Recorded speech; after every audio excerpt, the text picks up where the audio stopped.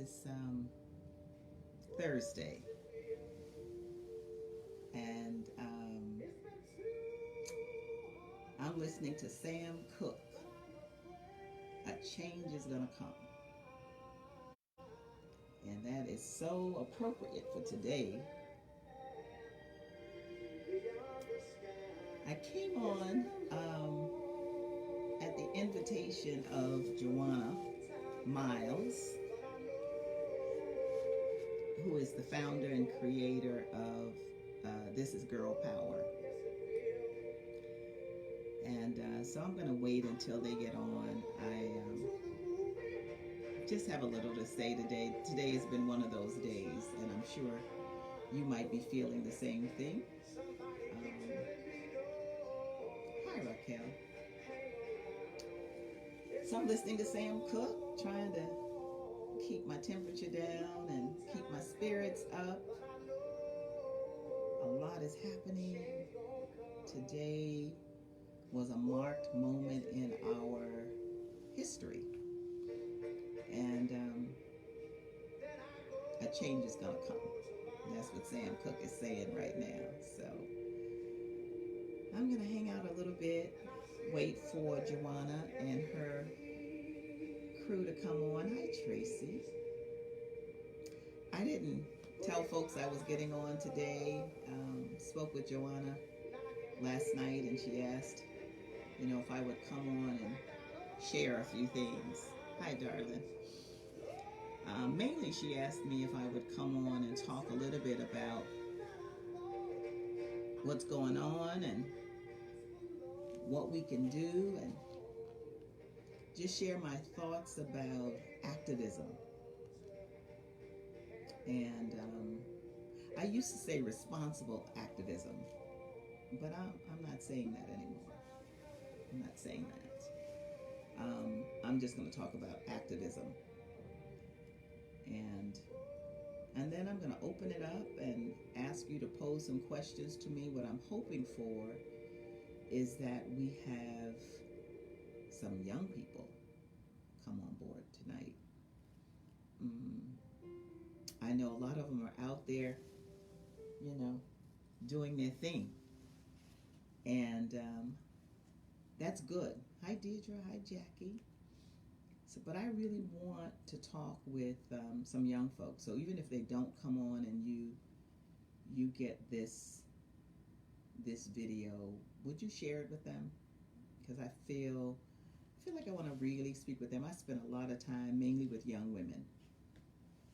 And I've done that for over 25 years. I've been in the mentoring space, and I probably have more mentees than I can count, but I know it's somewhere in the 20s. And I'm really proud of that, because mentoring young people has made me a better person.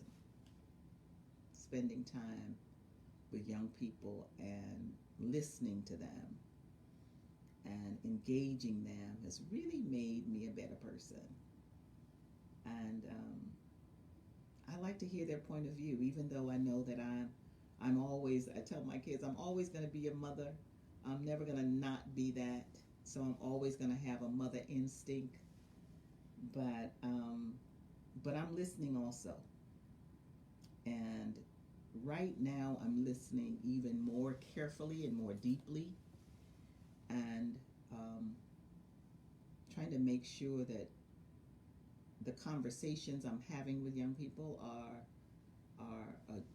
mutually, is a dialogue, not just me telling them what my point of view is, but that I can listen to what they're thinking.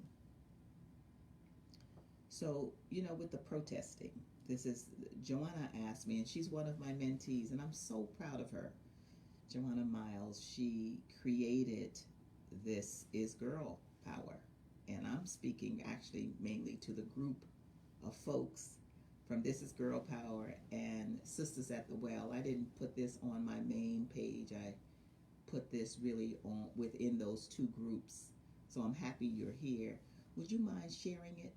Share it with, just hit the share button below. It's no secrets being told. What I'm trying to do is encourage our young people and also inform them on a few things. And then I'm opening it up so that they can ask questions and that they can also make comments in this thread that will be seen, hopefully, by some folks who may not have heard their voices had it not been for this Facebook Live. I like that we're using these tools because these tools are helping us with sharing our point of view. So that's what I'm going to do this evening. I'm going to spend about maybe 20 minutes or so talking a little bit about the question that Joanna asked me to come in and speak about. What can we do? What is activism? And how do we really get engaged? And what if I don't belong to a particular group? What if I don't belong to a movement? Oh, hi, Joanna. I see she's here. Thank you. What do you do? How does the average person get involved? So that's what we're going to talk about tonight. Before I get right into it, though, I really there's no way to let this day pass without acknowledging where we are in our history. Today we watched, those of us who were able to watch it this morning or this afternoon, we watched the memorial service for Mr. George Floyd. And that just brought up so many mixed emotions, and but all week this has been a accumulation of mixed emotions all week. But today somehow it felt heavy at times, and you may have felt that. And then it felt good. It felt good in the sense that you could feel progress, right? You could feel progress. And I'm hoping that, can you hear me? The volume is a little low. Am I speaking up? Is that better? Joanna, give me a thumbs up if that's a little better. I'll sit up and I'll speak up a little bit.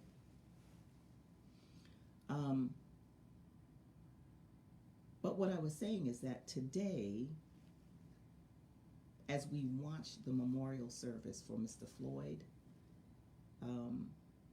it mixed emotions, heaviness, and then I went on to say that I felt a moment of relief and happiness because during the eulogy, there was a moment when I felt the message was going out to the world. And sometimes God has a way of, we think he should operate one way and he's operating another way. The message Reverend Sharpton brought today, the eulogy, went out to the world. It wasn't just Minnesota, Minneapolis. It wasn't just the U.S. It was the world hearing about this unprecedented time that we're in and how African Americans and Black folks in this country and the world have managed to survive. And that message being sent out to the world gave me some feeling of joy, because it wasn't just in a small room. Because sometimes, and this week, I think it was Tuesday, we were told that Tuesday was Blackout Tuesday. Don't put anything on social media, don't say anything, it's Blackout Tuesday. And for a moment, I didn't get that message. I got an email or something. I didn't get it until late the night before. And I thought, oh, okay, stay off of social media on Tuesday. But then when I woke up, I got another message, several, and one was from my niece. It was on her Facebook page, and her post said something like, "Why do we need to be quiet? Why would people have us at this time not speak?" And of course, it's a young person, and I thought about that because that was another way to think about it. Right at the tipping point of where their message was getting across throughout the world, where they were talking about how they were feeling, where they were identifying the anger, where they were bringing up all of their feelings and standing in the face of what might be very scary for a whole bunch of folks. These young people were out there staring it down in the face and making their voices heard. And then all of a sudden someone says, "Don't talk." And the temptation to just say, "Oh, let's get with that. Let's not talk." Who in fact was that going to benefit? I still don't know. I still don't know. So there was a point today when I felt like our voices were being heard, not just in the corners and crevices of the world, but that the world was actually hearing us. And Reverend Sharpton, he had something to say today during that eulogy. And that message was not for Mr. Floyd and the other black men and women who lost their lives. That message today was for us, the living. What are we going to do? So thank you, Joanna, for calling me last night and asking that I get on today, because I'm usually on Mondays. But I'm happy to be on to express how I'm feeling right now, because I'm hoping that it might be a forum for you to express how you're feeling. I'm feeling that, yes, there's a weight on us as black people, and especially as black women. I'm feeling there's this extra layer of responsibility, because we've been the steady, in our communities. We have to be so many things, and usually all at once. Those of us who are mothers and grandmothers, we are always on duty. There is never a time when we're off. We are constantly thinking about our children and wondering where they are, and thinking about, is it okay for them to participate in the protest? That's been this last week. As my son, I called one evening, I think it was the first day of the protest, and he was out there in Los Angeles. And I called, and I could see he was in the car, and he was driving, and I knew that he was supposed to be home. At least I thought he was supposed to be home. He's a man. He can be where he chooses. But when I asked, "Where are you?" and he said, "I'm downtown Los Angeles," and my first thought as a mother, do I want him to be a part of the protest? Is it safe? And then my daughter, who is a new mother herself, here in Atlanta with me, and saying, "Hey, she and April, her friend, a mentee of mine, they're going downtown." I'm thinking, you can't go downtown to protest.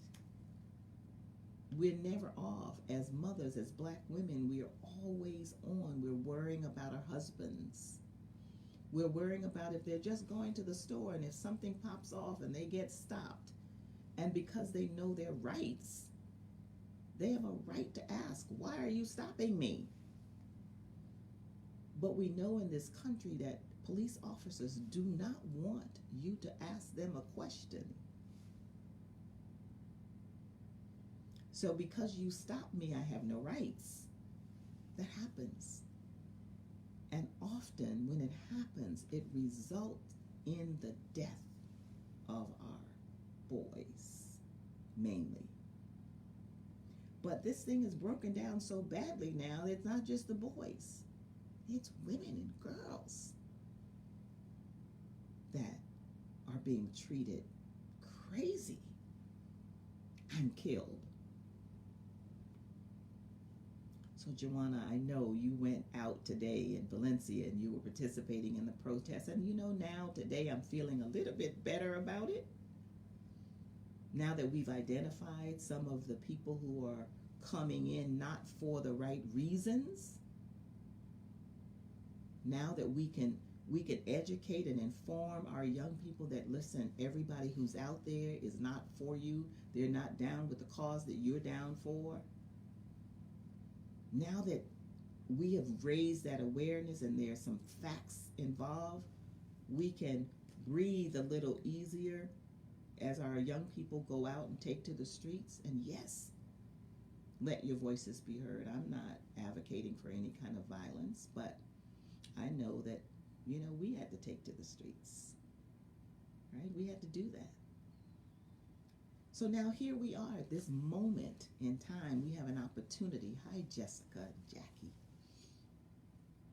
We have an opportunity this moment in time for every single person to get involved. This is a time for all hands on deck. This is not a time for us to sit back at home and wait till things settle down before we come out. Well, in fact, we can't even do that because we have so much going on. This is a somber time. This is a somber time in America. And Black folks are catching it on every end. We're getting the brunt of the pain. We are having to pause within ourselves just to catch ourselves, just to catch a breath. Because this is a difficult time. COVID-19, the coronavirus, we don't know where the invisible thing is. And so therefore we're isolated. We're isolated when we look to get fair treatment in health care. Our folks are going to the hospital and being sent home. They're being sent home. Tested positive, but sent home at alarming rates.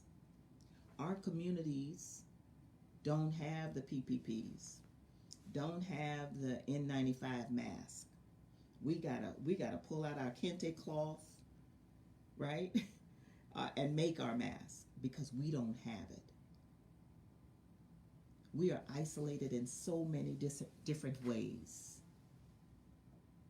We have to protect ourselves. We're on our own. So what do? Because we are a resilient people. 401 years of madness. But we are resilient. And our hearts are heavy. But I'm hoping that your spirit is renewed and your spirit is strong as we see people of all nationalities and races and intentions. We see them take to the street. But the overwhelming majority of those on the street, not just in this country, in London and Paris, all over the world, when we see them take to the street, they're saying George Floyd. They're saying treat Black folks fairly. They're saying enough is enough. They're saying all over the world, I can't breathe. Reverend Sharpton said today, take your knee off my neck. Yeah, because that's what it feels like. So all of us have something to do. Young people, if you're listening to this, Cody, Joanna, you all share it with the young people. Hi, Wilma. Share this with them. Every single one of us have some responsibility now. I was listening. I'm a part of the Black Women's Roundtable, which is based in Washington, D.C., and I've been a part of that organization. It's a national civil rights organization led by Melanie Campbell, who is always on the front line for us. Always. Yesterday, the Black Women's Roundtable hosted a virtual town hall, and it had several members of Congress on speaking and leaders in the movement, because this is a movement, you all. This is not an event, right? This is a movement. It's not an event. So this isn't going to be over tomorrow. We're in for the long haul. We need all hands on deck, young and old and those in between. So what am I talking about tonight? I'm talking about the responsibility that we all have. We all have a responsibility to find the thing that we can do to make progress move further along.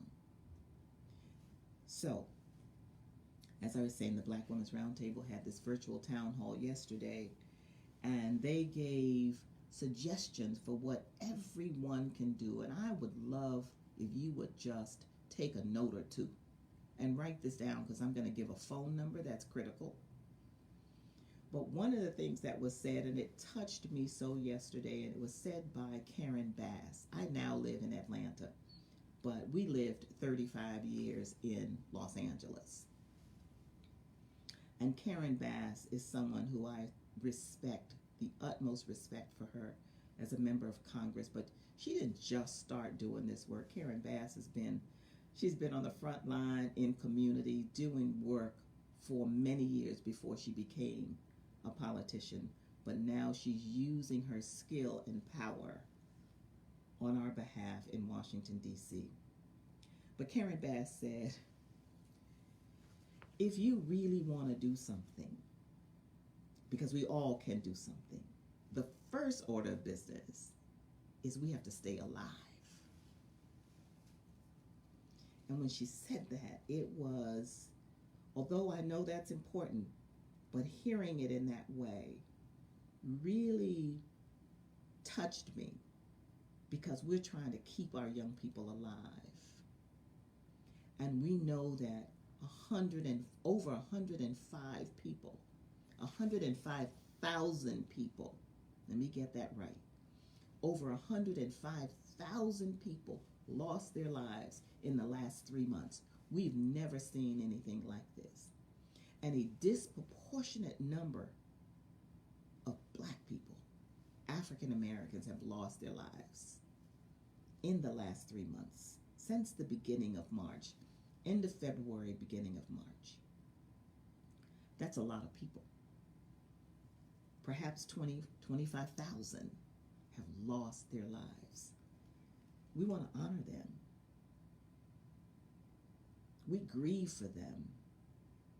We grieve for the families who had no idea that something would show up so suddenly, and within a matter of days, their loved ones would be gone. And in a matter of weeks, we learned that we couldn't even respect the loss of life in the way that we've come to respect the loss of life. We couldn't bury our folk. This has been difficult. So you want to honor them? Honor them by doing something. Doing something. You want to live. And if you are taking in a breath, it's a gift. It's a gift if you're taking in a breath. And showing gratitude for that gift of life is really important. So let me tell you what you can do right now. Here's my suggestions. They're simple. Because my recommendation to our young people, you don't have to do anything that's CNN worthy. The cameras don't have to be on you. You don't have to start a new movement. There is a movement. We've been in this fight for hundreds of years. So you don't need to start a new movement. If that's what you want to do, fine. But you don't have to start a new movement to be an activist, to get involved, to do something that moves us forward. You don't need to start a new movement for that.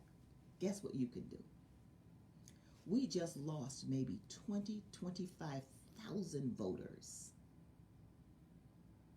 And I'm going to assume most of those voters were voters who would have supported the idea that we need a new president. I'm just saying. And for those of you who know me, I don't usually talk a whole lot of politics like this in this public space, but I am tonight. We need a new government, a government that will be looking out for all the people, not just some. And so my thinking about the 20 to 25,000 people that we lost is we need to honor them by making sure we register 20 to 25,000 people to vote and more. So we're going to vote. If you're watching this, you're probably someone who's going to vote. What I need you to do, though, is find 2 people who may not vote. It might be a college student who is home from college and their address was in another state and they voted in another state, but now they're not going back. We need you to make sure that they have gotten their voting situation taken care of, where they're going to be so that they can vote.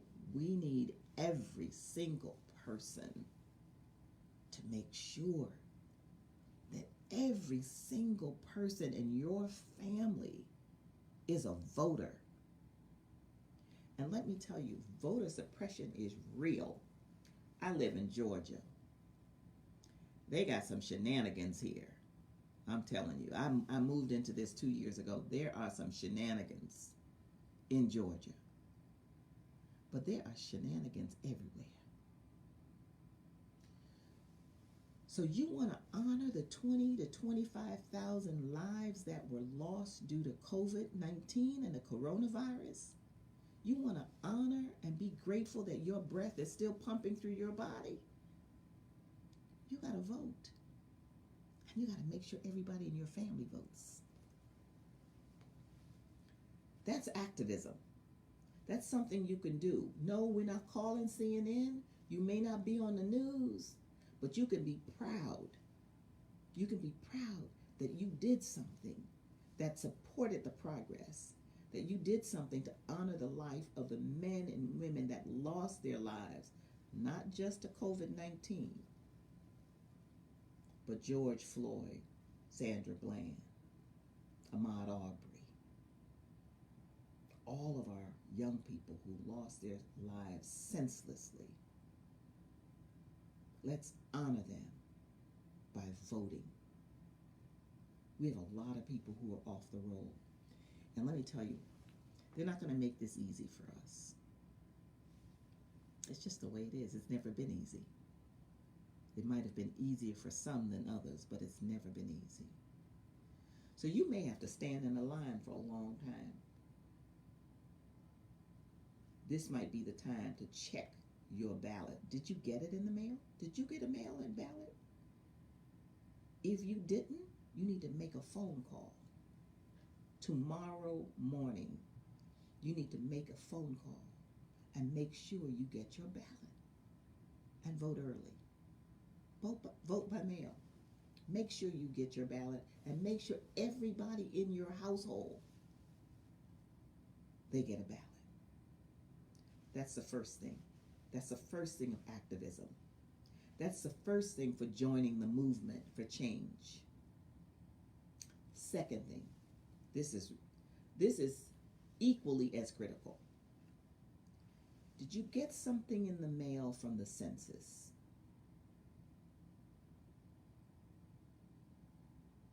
Did you get something in the mail? Answer the question. I might not be able to hear you. Put a heart up there or something. Did you get your census in the mail? Have you completed it? Did everybody in the household complete the census? Everybody needs to be counted. We don't have the luxury of playing. Everybody needs to be counted. Let me give you, there are 3 ways you can be counted in the census. So there is no excuse. First, you can go online. You can do this tonight. Go online, my2020census.gov. Hi, Maxine. My2020census.gov. You can complete that online. Have you done it yet? Do you have it? Is it still on your desk? Complete it. Put it in the mail tomorrow. Or no, go online tonight and fill it out. Here's a phone number you can call. If you don't want to do that, 1-844-330-2020. I'll repeat the number. 1-844-330-2020. That's your census. You can call and complete it. All hands on deck. Everyone has a responsibility to join the movement for change. No, you don't have to be the leader of the movement. You are the leader when you do your part. We're all leaders. We're not looking for one person to lead us. That's the model we don't operate under anymore. Each of us have a response. Don't wait for anybody else. Each of us, young people, this is your world. We're turning over to you. And you know what? We have to apologize for some of the things we did not do for you. Some of the things we didn't do. I'm going to own up. There's some things that I wish I had a do-over. But I don't have a do-over. But I have breath right now. And if you're listening to me, let me say this clearly. I'm sorry that you're hurt. And it really hurts me. I'm sorry that young people feel like they didn't have a win. That they had to go through and watch Rodney King get beaten like an animal. That they had to go through 9/11. That they had to go through a recession. That you've gone to college or you've graduated from high school, you've done all the things we said you should do, and the jobs are hard to come by. And that people don't want to pay you what you're worth. I'm really sorry about that, young people. But what I'm grateful for is that I know who you are. I know how strong you are. I know the world knows now how courageous you are. So this is now your world, but you're responsible. There are some systems in place. Many of them need to be changed. But there are some systems in place that we need you to participate in. Voting is not an option. A whole lot of blood had been shed so that you could vote. So I know it might not even be your candidate. It might not even be your candidate, but you don't have the option of staying home. There are some systems in place that we're trying to change. And the change may not happen until you get involved. You cannot sit home. That's not an option. You have to muster up everything that you have. And you have to get on the battlefield. And you got to fight with what you have. And you have to fight for the change that you want to see. So yeah, I'm apologizing to you young people for those things we didn't do so well. But I'm also telling you, you need us. We need to remind you of what we went through, because so much we went through, we tried to hide from you. We thought we should hide it because we didn't want you to feel that pain. What we didn't understand, I'm speaking for me, is that pain has a way of coming back if we don't take care of it. And so that's what we're seeing today, that pain. Here are 2 or 3 other things I want you to do. And this is for all of us. We have to, yes, Jessica, she said boots on the ground. All boots got to be on the ground. All boots have to be on the ground. And there are organizations out there. Joanna, I sent you a list of organizations today. And if you have an opportunity, can you type them in the thread? Because I can't type them while I'm speaking. But there are a lot of organizations across the country that are doing things. And so get involved if you want to do that. But these things that I'm talking about tonight, these are the things that we can do on our own. We don't need to be a part of an organization to do it, right? Hi, Robin. Educate yourself. Listen, young people, you got to know how these systems work. We can't just fight against them. We got to know how they work. Sometimes, I learned years ago when I was in college, actually, I was in a protest on my college campus and met a woman named Queen Mother Moore, who has long gone now. Queen Mother Moore said, listen, we were all going out to the protest and we were fired up. I think I might have been out, I think I was 19. And we were in Boston. And a whole lot was happening. They didn't want us on the beach. There was a whole lot of racism going on. They didn't want us on a certain part of town. We couldn't go to South Boston. It was crazy. And I wasn't from there. I had just come from the islands and went to college in Boston, and it was so racist. Oh my God. Even though I love that city, it was so racist. Queen Mother Moore said to us on the bus, we were all getting on the bus, and we had rented, me and my roommate had rented this big house, and she stayed at our home because we were not in the dorm. We were in this big house in Roxbury. And we were all packing up to get on the bus to go down to the protest. And she said, Barbara, who's going to stay at the house? And I didn't know, what do you mean? We're all going to the protest. And she said, when you are in the middle of a fight, you have to have people on the outside and you have to have people on the inside.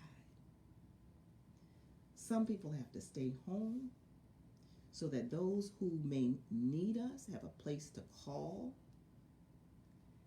And I thought about that and I was like, oh, well, we didn't think about that. We thought we all should be at the march. So what I'm telling you, young people, you got to think about what you're doing. There's always have to be a plan in place. What is the plan? I wept the other night when I saw the bullets, the pellets and the guns being aimed at our young people. I wept. Woke up the next morning and saw a young lady with a hole in her head and blood coming down her face and someone with a hole in her stomach, and said, some of you have to stay at home. But you also have to educate yourself. You got to know what the movement is about. So I'm recommending that you get connected. Get connected. Don't be out there by yourself. Let folks know where you are, how you're working, what group you're working with, so that you have some backup. Public education, we have this social media where you can get the word out. This thing is amazing. We didn't have that, right? Sometimes, back in the 60s, folks had to wonder where you were. Now you got a cell phone. You can record it. Thank you, God, for technology. So you have to educate yourself. There's no excuse for you to not know your history, know how the movement works, know what your rights are. When you go out, you have two jobs. Go out to make your voice heard, but we need you to come back home. And being smart as you are is not enough. You also have to be wise. So we want you to really educate yourself. Get connected to some of the groups. Joanna is going to type the names of some of them.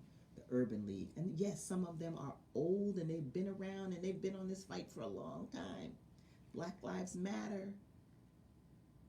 Black Women's Roundtable, um, Latasha Brown's organization, Every Vote Counts. I've forgotten. Please, it's on my list. Please type that list in there so we have it, because it's important. The Urban League, so many organizations available that can help you get educated. That's what we need, for everybody to understand. This is everybody in this. There's something going on. I talked about voter suppression. Yeah, it might be difficult. You may not know where your polling place is. Right now is the time for you to figure that out. There is no excuse. You cannot show up where the polling place used to be and then turn around and say, oh, that was not my polling place. No, it's your job to find out where your polling place is. My son Cody would tell you his 18th birthday was in December, and he could vote. Come on, we are going down to vote. I remember driving from Palm Springs to Los Angeles to drive him to the polling place. Yes, it's that important. Find your polling station. You have no excuses. How are you going to vote? Once again, if you didn't get a ballot in the mail, tomorrow is the day that you find out how you get registered where you are so that you can vote. It is not enough to protest and then not vote. Those two things just don't reconcile. If you're going to protest, you also got to vote. Finish it. So there's some issues. I'm going to talk a little bit about issues, and then I want you to start putting questions if you have questions for me, because I'm not going to be on much longer. But here are the reasons why we're voting. I have 5 things on here. Police accountability, top of the list, hands down. We need accountability. Right now, there is none. Police accountability is one of the issues that's on the formal agenda for this movement to change. Voter suppression.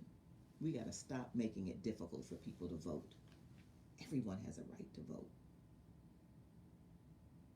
Right? Everyone should have the right. We fought for that. People died for that. They died for it. Do you understand, people? I'm not telling you how to vote, except if you live in my house, and if you somebody I mentor, I'm going to tell you how to vote. Just in case. Because we need change. And lives are at stake again. There are knees on your neck. This is no joke. This is not a sport. You are not protesting because it's a sport and your friends are doing it. That might be how you got in it, but now that you're in it, you got to know why you're in it. Healthcare. The Affordable Act, we need that thing. We need to protect it. I know firsthand in my family, at 26 years old, my 2 children were taken off of our insurance. So they need their own. If you don't have a job that is paying you a decent wage, most of you can't afford to pay for health care. So affordable health care has to be on the top of the list. That's what we're fighting for. The over-policing of Black and brown people. That's number 4 on my list. How is it that over and over and over again we see people stopped for no reason? You can't even ask why you stopped.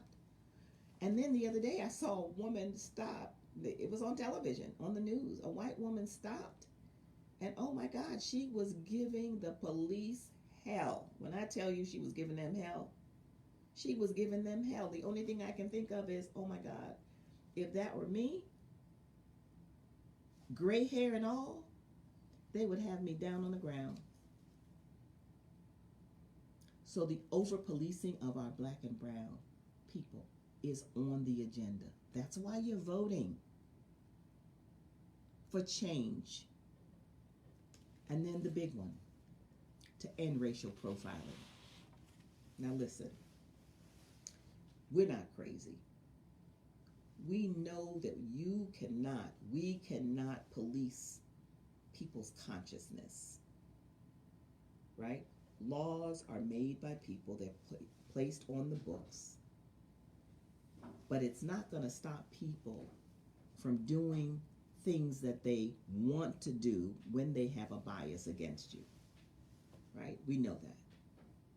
But what we can do is we can make sure that consequences are equally doled out. That's what we can do.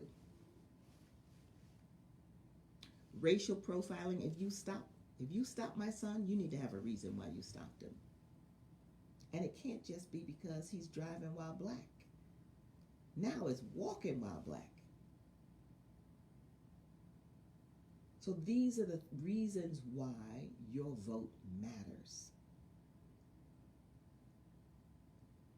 So let me talk a little bit about the local, what you can do locally, because so much of what we're doing is happening on a national level. And of course, we all can't do this work on a national level. But locally, let me tell you what you can do. And now I'm talking to, some seasoned folks. I'm talking to the mamas and the daddies and the aunties and the big sisters. And y'all need to find out who's running for office in your communities. It's not okay to not know who's on your ballot. It's not okay.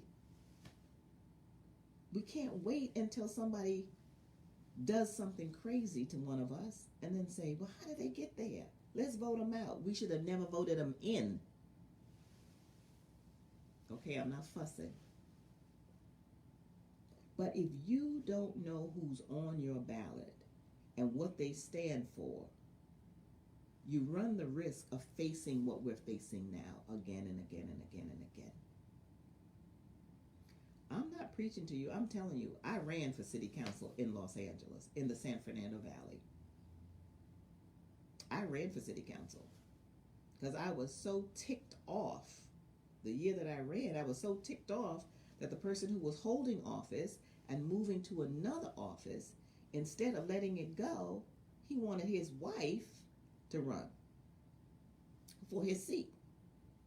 And I happen to know the family, and I really like the family. But the wife was not political at all. So it felt to me like the person wanted to hold two seats. They want to take a higher seat and then run the city seat. And I said, how are you going to hold two seats in your one household? You don't know anybody else who you have groomed or mentored that could take the seat? Because we have those folks who sit in office year after year after year after year and don't mentor anyone to take their seat. That's a whole nother story. I can't get into it tonight. But there's a group in Los Angeles called the African American Women's Public Policy Institute. That organization is a public policy organization, but it came out of Law PAC, which is a political organization that fund candidates running for state office, local and state office. Listen, you have to know who's on your ballot. You got to know who's running for city council. You really got to know who's running for the PTA. And you know why you have to know who's running for the PTA in your community? That's the Parent Teachers Association in school. Every school my children went to, I was in that school. PTA, I used to tease my kids and say, I'm going to be in the cafeteria. I'm going to get me a job in the cafeteria part-time so that I'm in there watching you. But not just watching my children, watching the folks who are around my children. We have to know who's running for the PTA, because in our schools today, our girls in particular are being placed in detention more than any other group in the schools. Little black girls are being bullied and profiled and placed in detention. There's a tomorrow at 2 o'clock Eastern Time, live on Facebook. We're doing a watch party, and we're showing the movie Push Out. And it's about the over criminalization of black girls, teenagers, and how they're being bullied in school. Denise Pines, Melina Lawrence, and some other folks who I love so much have brought this movie to our attention, and so we're screening it tomorrow on a watch party. I'm going to invite you to come. Please come. And if you have young people, please bring them in from 2 to 4 Eastern Time tomorrow. But that's why you got to know who's on the PTA, on the school board in your communities. You got to know who's running for city council. And you got to get together as groups and talk about it and discuss it. Ask questions. Who are these people who want to govern our schools? Who are these people who are supposed to be responsible for city streets, for the services that the city is supposed to offer us? We're paying our taxes for services. You have to get involved on that level. Everybody can't be involved on a federal level, on a statewide level. You got to see what's happening within 2 to 3 miles of where you live. That's how the movement starts. Let me tell you how good you're going to feel. That's where the power is, when you know that you are making a contribution to the quality of life, not just for yourself, but for your family and the other families next to you, and that you are a part of the movement for fairness, for justice. Joanna, let me know, and I'm looking at the thread now to see if there are any questions that you might have of me. This 30 minutes, 45 minutes was for me to come on, and I'm speaking within these two groups.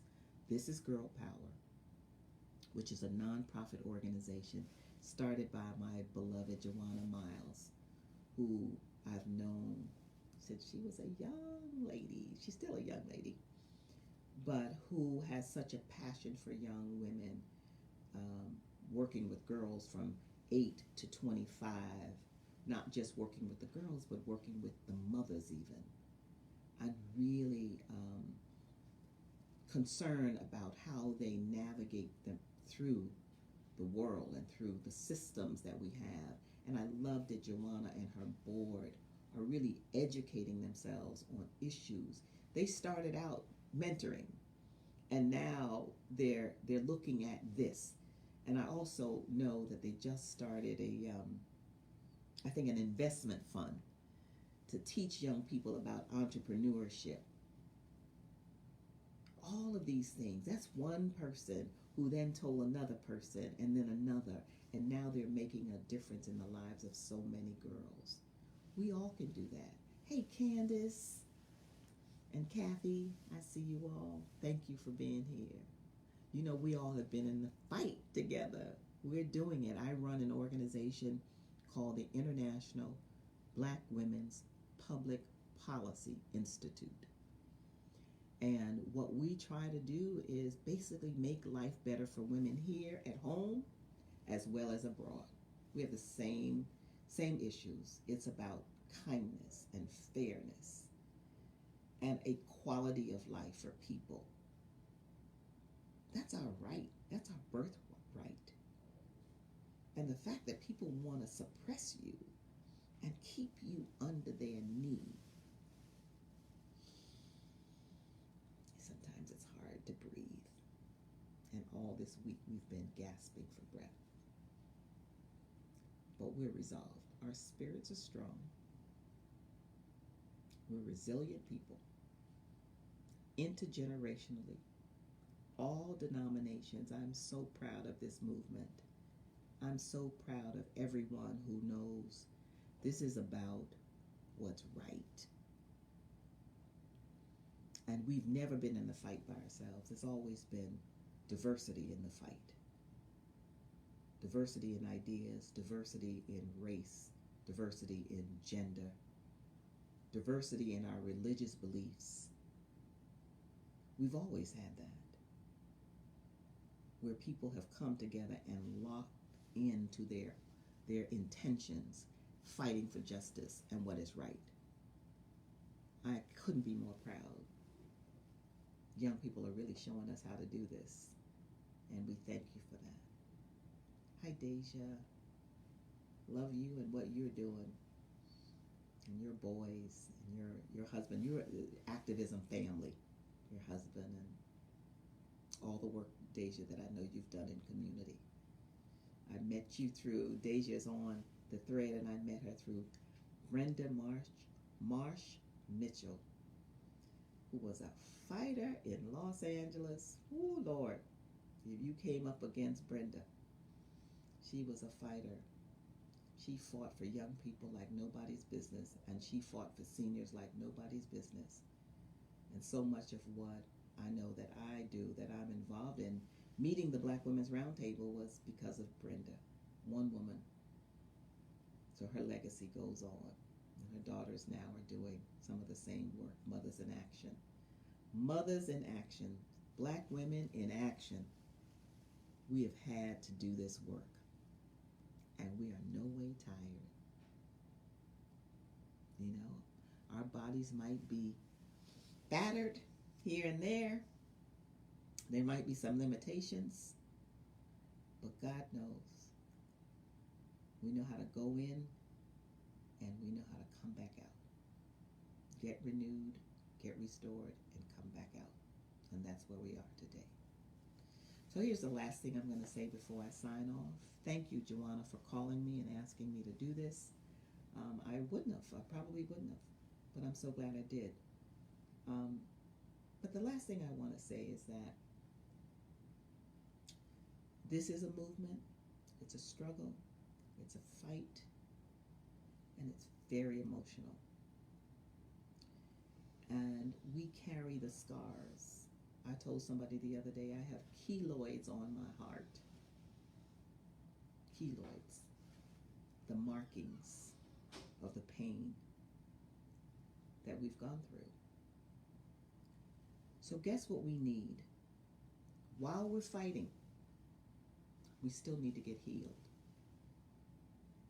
And I know the coming weeks and months, some of you have been carrying a lot of weight, a lot of heaviness, might even call it depression, a need to talk because we've been isolated on top of all of this. There are people available. We have Black therapists on cue. We have coaches on cue. If you need help, reach out. If you are suffering, if you are feeling isolated and frightened to a point where it's frightening you, reach out for help. There are coaches, there are therapists, there are friends who would come to your aid. Don't be ashamed. Don't be afraid to ask for help. Because we all will need help. We'll need help at some point. I know last week I got down for a while. But I've been in this business as a coach for over 20 years. I get down, I own it. And God knows I need a coach. But what I know is how to get up.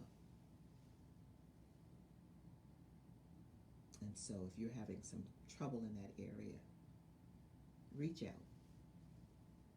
Reach out. And let us get you some help. So that's it for me. Joanna, I was hoping I knew how to bring you on. Robin asked a question. She said, how do I access the coaches and or therapists. Robin, inbox me, message me, please. Okay? Message me. Let me answer specifically. And for those of you who may also have that as a question, we have a network of Black therapists. And I wish that I had that resource. I think what I might do, there's a young sister that I'm thinking of just because I read her post not long ago. That's Nicole Benton. She's in Florida, and she's a part of our organization. She's actually one of our young ambassadors, young professional, who's a therapist. And I think she's, I'm pretty sure she's associated with a national association for Black therapists. And I'll be happy to refer those of you who might need that. Thank you for asking. Great question. Joanna asked the question, how do we limit the terms on some of these positions? It's a process. Remember, we voted for term limits back in California some time ago, and I'll tell you, I'm not afraid to say it. I've fallen down on this many times. I got tricked. I didn't study that ballot like I should have, and I was one of those people who voted for term limits, and it's one of my political regrets forever, because the system put that in place to get rid of some of the good people. So you got to know, and I would recommend, Joanna, especially you as a leader of an organization, get connected to a political association. Get connected so that you have a way of knowing what's coming on the ballot, and you have a process for understanding it. Because the Senior Citizen Center in the community where you lived in Pacoima, they used to have workshops on the ballot for seniors. You know, seniors got it going on. And you're not quite there yet, but AARP is another organization that puts out a lot of good information for folk, so you can follow that. But get connected. And she's right. You know, there's some positions that don't have term limits. You're absolutely right. And from state to state, it differs. And yeah, it's a shame. It's a disgrace that people will get in office and sit there and not mentor and groom someone to take over. I mean, it's a shame. I love where I live now. I'm in John Lewis's congressional district, and he has already endorsed and moved, towards who's going to take his place. And guess what? I had an opportunity with my neighbors to sit. We invited him to our community. Sit and ask him questions. Show us. Yes, we need young ideas, Charlene. We need refreshed ideas. I've served on many boards. I've been appointed to boards of directors by 3 governors in California.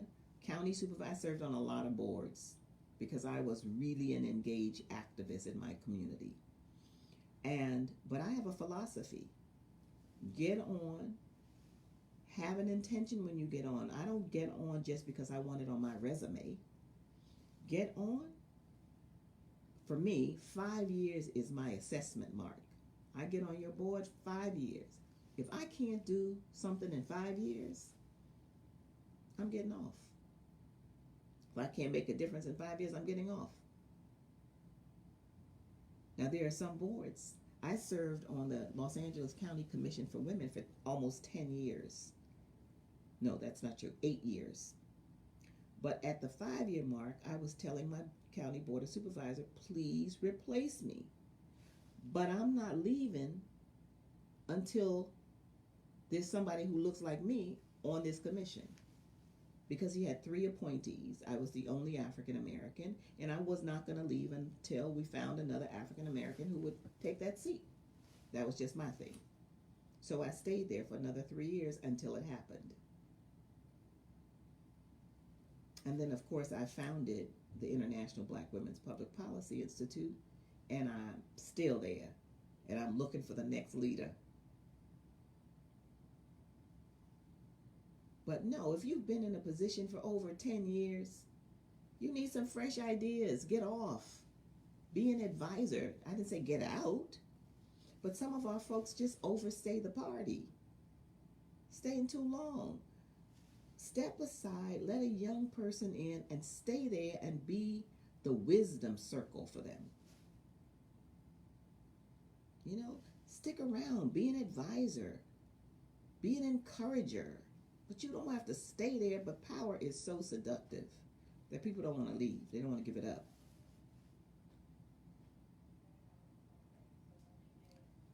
So any other questions before I sign off? Because that's it for me. It's been a fast hour. Um, Again, I thank you, Joanna, for asking me to come on. I love what you're doing with This Is Girl Power. Thank you to my folks, Charlene, all of my folks from Sisters at the Well, the group that joined. Please share this. Come on, share it. Here's another thing we have to do in our community. Stop spreading bad news. Bad news fast. Spread good news faster than you spread bad news. So I'm hoping some of this is good news. So spread it. Hit the share button so that somebody else can get the information. Thank you. I lift you up. I ask for God's blessings on all of us. I'm happy to be on the battlefield with you. And I know that change is going to come. And so we can be happy. Our hearts can be lighter this evening. Okay? Good night. God bless you. Throw up some hearts. I like to see those hearts.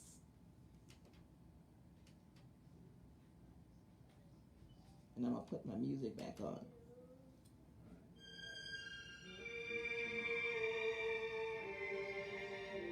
Thank you, Joanna. Thank you, Charlene. This is Sam Cooks.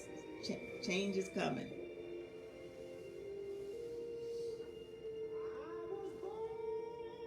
Oh, I love the hearts.